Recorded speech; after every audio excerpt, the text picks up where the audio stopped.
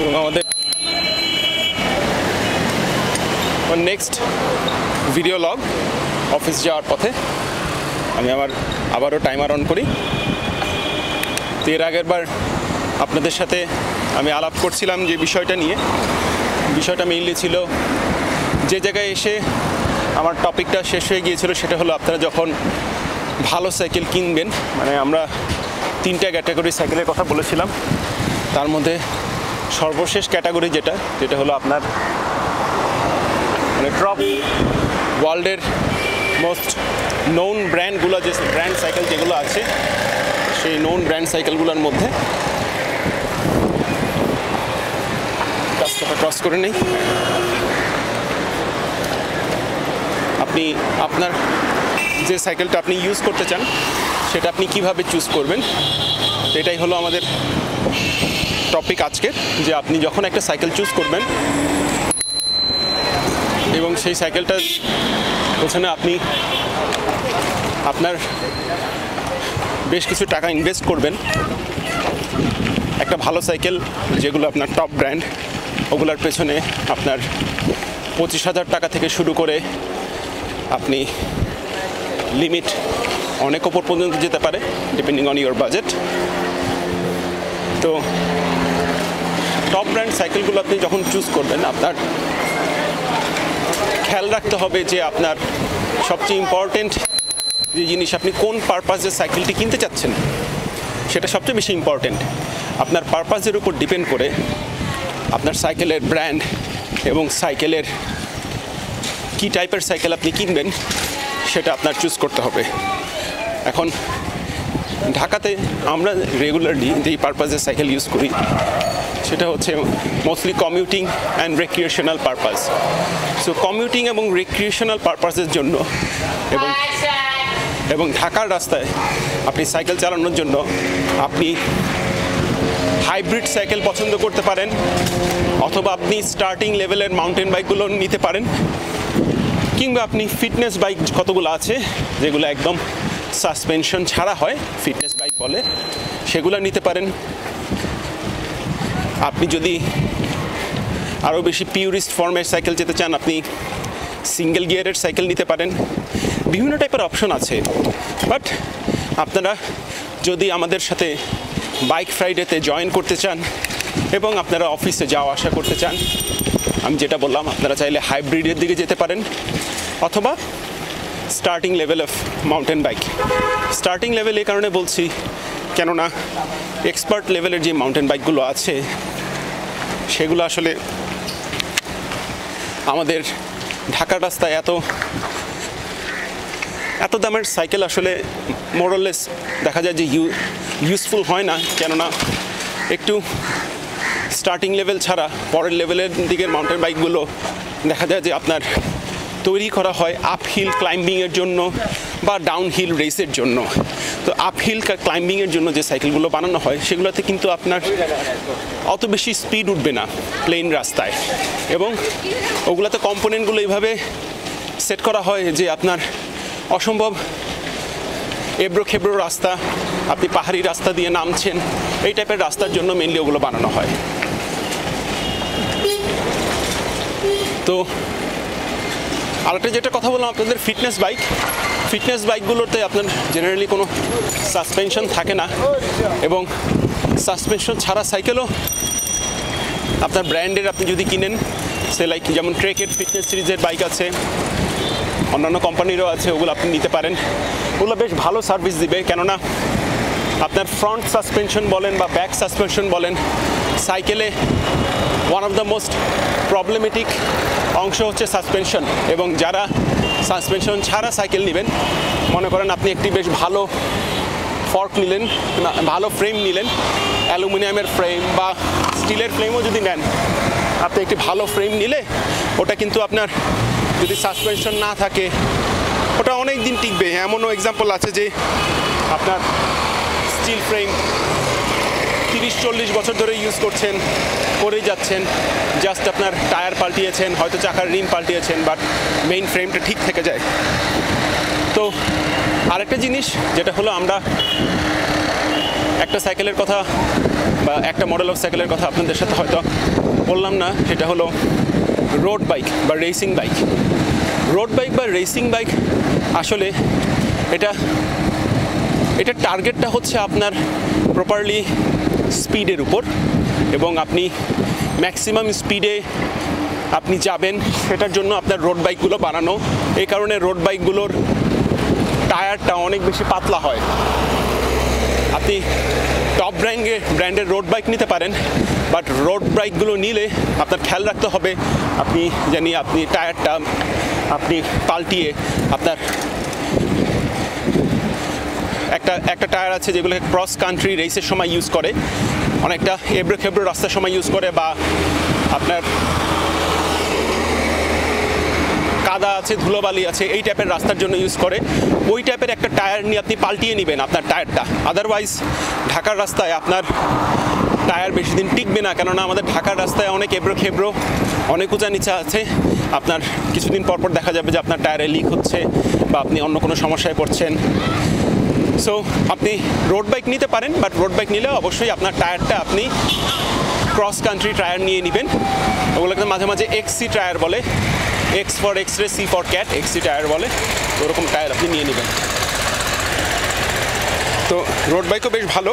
Road bike যেটা বললাম যে এটা very much focused on speed only, এবং রোড বাইকের চেয়ে আপনি মাউন্টেন বাইকে অনেক বেশি সাইকেলটা চালিয়ে মজা পাবেন, ফ্লেক্সিবিলিটি ভালো।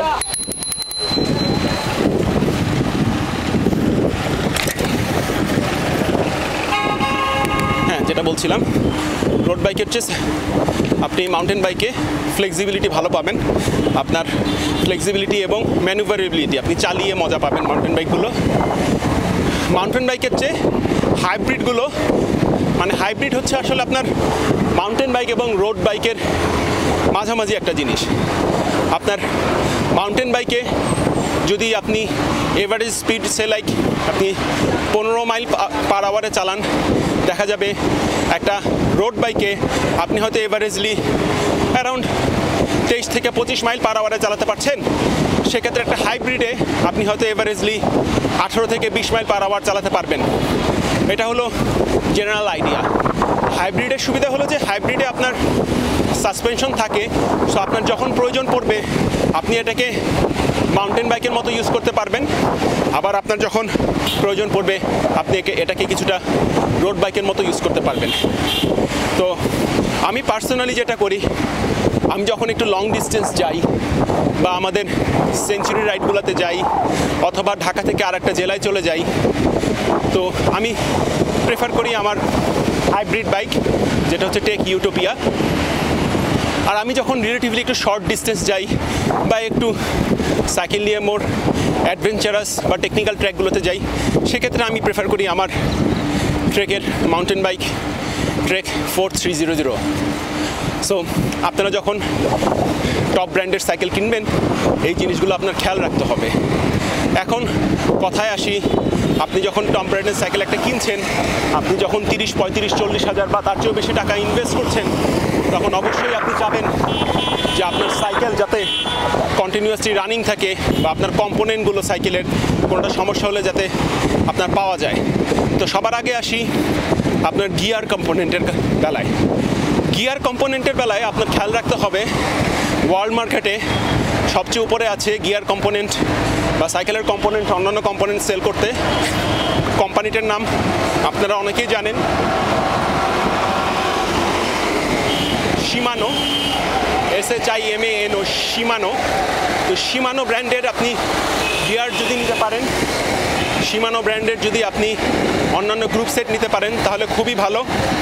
তবে শুধু যে শিমানো ব্র্যান্ডই আছে তা না, বাজারে আরও বেশ কিছু নাম করা গিয়ার এবং কম্পোনেন্ট সেল করে। তাদের মধ্যে আরেকটা কোম্পানি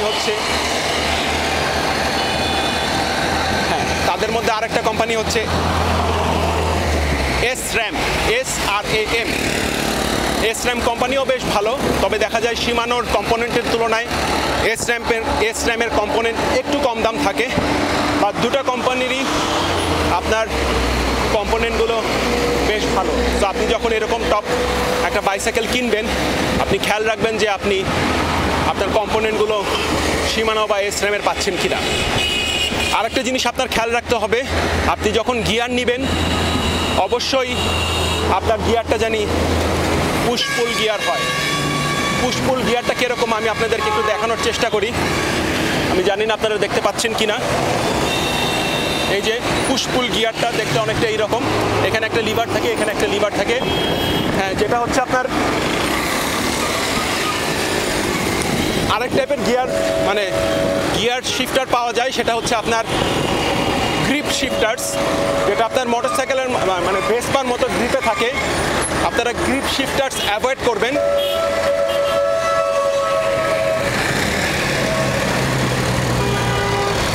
গ্রিপ শিফটারের সবচেয়ে বড় সমস্যা হচ্ছে আপনার গ্রিপ শিফটারগুলো আপনি যখন চালাতে থাকবেন একটু এবড়ে খেবড়ে রাস্তা বা একটু উঁচা নিচা রাস্তার সময় আপনার হাতের চাপ লেগে গ্রিপ শিফটারগুলো দেখা যায় মাঝে মাঝে গিয়ার পড়ে যায়। আপনি গিয়ার দিতে যাচ্ছেন না, গিয়ার পড়ে যাচ্ছে এবং গ্রিপ শিফটারগুলো নষ্ট হওয়ার প্রবাবিলিটি অনেক বেশি থাকে। তো এগুলো যেমন আপনার পুশ করে বা পুল করে আমাদের শিফট করতে হয়। এই শিফটারগুলো অনেক বেশি ভালো এবং এগুলাই এখন ওয়ার্ল্ড ক্লাস স্ট্যান্ডার্ড।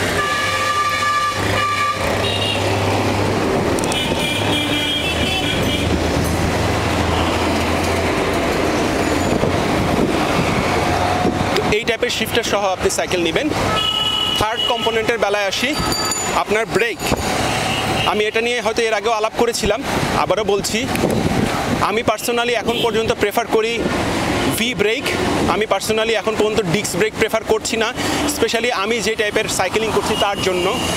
আপনার ভি ব্রেক হচ্ছে ভি ব্রেক হচ্ছে রেগুলার ব্রেক, যেগুলো আমরা সবসময় সাইকেলে দেখে থাকি। আর ডিস্ক ব্রেককে বাংলাদেশে অনেকে ভুল করে হাইড্রোলিক ব্রেক বলে থাকেন। হাইড্রোলিক ব্রেকও অবশ্যই আছে সাইকেলে, বাট ম্যাক্সিমাম এন্ট্রি লেভেল সাইকেলগুলোতে আপনার মেকানিক্যাল ডিস্ক ব্রেক থাকে। তো মেকানিক্যাল ডিস্ক ব্রেক অবশ্যই ভালো, বাট মেকানিক্যাল ডিস্ক ব্রেকের একটা মেজর প্রবলেম হলো এই মেকানিক্যাল ডিস্ক ব্রেকগুলোর জন্য যে ব্রেক প্যাড, ওই ব্রেক প্যাডগুলো বাজারে ওয়াইডলি অ্যাভেলেবল না। এবং আপনি ধরে নিতে পারেন আপনি রেগুলার সাইকেল চালালে আপনার হয়তো বছরে একবার ব্রেক প্যাড পাল্টাতে হবে। এখন ব্রেক প্যাড যদি আপনি না পান সেক্ষেত্রে আপনার সাইকেলটা বসে থাকা ছাড়া আর কোনো উপায় নাই। কিন্তু আপনি যদি ভি ব্রেক নেন, ভি ব্রেক আসলে একটু ভালোই অ্যাভেলেবল, বাজারে পাওয়া যায় ভি ব্রেকের ব্রেক প্যাডগুলো। তো আপনি ভি ব্রেক যদি নেন সেক্ষেত্রে আপনি এই দিক দিয়ে সেফ থাকবেন যে আপনি কম্পোনেন্টগুলো আপনি বাজারে কিনতে পারছেন আপনার ব্রেকের সমস্যা হলে। এই তো গেল ব্রেক নিয়ে কথা। বাট ভি ব্রেক এবং ডিস্ক ব্রেকের সুবিধা অসুবিধার আর একটা ব্যাপার আছে। ডিস্ক ব্রেকের একটা বড় সুবিধা হলো আপনার ভি ব্রেকগুলো আপনার ব্রেকিং মেকানিজম কাজ করে আপনার সাইকেলের চাকার রিমের উপর। সুতরাং আপনি যদি ঠিকমতো কেয়ারফুল না থাকেন, আপনার যদি ব্রেক প্যাডগুলো বেশ ক্ষয়ে যায় এবং তারপরেও আপনি ওই শেষ হয়ে যাওয়া ব্রেক প্যাডগুলো নিয়ে আপনি যদি চালাতে থাকেন, সেক্ষেত্রে ভি ব্রেকে আপনার রিমের ক্ষতি হওয়ার সম্ভাবনা আছে, রিমে দাগ পড়ে যায়, রিম ক্ষয় হয়। বাট ডিস্ক ব্রেকে যেহেতু রিমের সাথে ব্রেকিং মেকানিজমটা না, ওটার জন্য যেহেতু আলাদা একটা চাকার সাথে ডিস্ক লাগানো থাকে, আপনার চাকার ক্ষতি হওয়ার সম্ভাবনা কম। এছাড়াও ডিস্ক ব্রেকে আপনার বর্ষাকালে ভি ব্রেকের চেয়ে ব্রেকিং পাওয়ার একটু বেশি থাকে ডিস্ক ব্রেকে। তো এছাড়াও আরও বেশ কিছু ডিস্ক ব্রেকের সুবিধা আছে, যেমন ডিস্ক ব্রেক আপনার খুব তাড়াতাড়ি ব্রেকিং ফ্রিকশনের কারণে যেই হিট হয় ওই হিটটা খুব তাড়াতাড়ি ডিস্ক ব্রেক ঠান্ডা করে নিতে পারে। এই কারণে যারা রেগুলার মাউন্টেন বাইকিং করেন বা রেগুলার ডাউনহিল রেসিং করেন, তারা অনেক সময় ব্রেক ধরে থাকেন সাইকেল চালানোর সময়, তাদের জন্য ডিস্ক ব্রেকটা বেশ উপকারী। বাট আমাদের রেগুলার ঢাকার রাস্তায় আপনার আমি তেমন কোনো প্রয়োজনীয়তা দেখতে পাই না। সো আপনি যদি ভি ব্রেক নেন, অবভিয়াসলি আপনি এটা মনে করবেন না যে আপনি খারাপ কিছু নিচ্ছেন, it's equally good we break. তো এইতে গেল আপনার ব্রেকের কথা। এরপর আমি আসি আপনার সাইকেলের টায়ারের কথায়। আপনি যখন রাস্তায় চালাবেন এবং আপনি যখন অফরোড চালাবেন, এটা আপনার টায়ার ডিপেন্ড করে আসলে আপনি কোন জায়গায় চালাচ্ছেন তার উপর।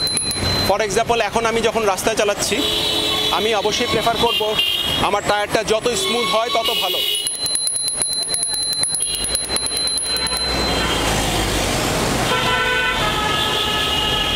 স্মুথ টায়ার বা আপনার একটু চিকন টায়ারে আপনার রাস্তায় চালাতে অনেক বেশি সুবিধা হয়, কেননা এগুলাতে আপনার রাস্তায় ফ্রিকশন কম থাকে, টায়ারের সাথে রাস্তার ফ্রিকশন কম থাকে এবং আপনার এফোর্ট একটু কম লাগে সাইকেল চালাতে। যে ক্ষেত্রে আপনি যদি proper mountain biking tyre use করেন, যেগুলো আসলে রাস্তার জন্য বানানো হয় নাই, ওগুলো অফ রোড সাইকেলিংয়ের জন্য বানানো হয়েছে, ওই টাইপের টায়ারে আপনি অবশ্যই চালাতে পারবেন, বাট আপনার এফোর্ট একটু বেশি লাগবে। সো আপনারা খেয়াল করে দেখবেন, আপনারা যখন হাইব্রিড সাইকেল কিনতে যাবেন, হাইব্রিড সাইকেলগুলোতে আপনার মাউন্টেন বাইকের সাইকেলের চেয়ে টায়ারগুলো একটু বেশি চিকন থাকে।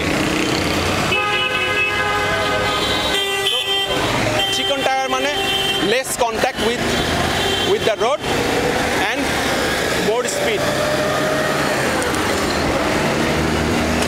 আচ্ছা, এই তো গেল আপনার বিভিন্ন কম্পোনেন্ট নিয়ে আলোচনা করলাম। আপনাদের আরেকটা বিষয় খেয়াল রাখতে হবে যে আপনি কোন ব্র্যান্ডের সাইকেল নেবেন। আসলে আপনি ব্র্যান্ড অনেকটা পার্সোনাল চয়েসের মতো, অনেকে অনেক বিভিন্ন টাইপের ব্র্যান্ডের লুক পছন্দ করেন, বাট আমি যেটা করি আমি আসলে কম্পোনেন্টগুলো দেখি। যদি আমার কাছে কম্পোনেন্টগুলো বেশ ভালো লাগে তাহলে ব্র্যান্ড অত বেশি ম্যাটার করে না। কিন্তু একটা জিনিস খেয়াল রাখবেন যে আপনি যখন সাইকেল কিনবেন, সাইকেলটা যে ব্র্যান্ডেরই হোক না কেন ওটা জানি আপনার প্রপার সাইজের হয়। এটা অ্যামেচাররা অনেক সময় ভুল করেন যে রাস্তার মাঝখানে দাঁড়ায় আছেন, যাই হোক এরকম হয় দুই একবার রাস্তায় সাইকেল চালাতে গেলে, গাড়িতে উঠলে, রিক্সায় উঠলে একবার দুবার হবেই, but we learn to avoid them. Anyway, যেটা বলছিলাম যে আপনার সাইকেলের প্রপার সাইজিং, আপনি নেটে ট্রেক সাইজ দিয়ে সার্চ দিলে একটা সাইজ চার্ট পাবেন যে আপনার হাইট অনুযায়ী আপনার সাইকেলের সাইজ কীরকম হওয়া দরকার।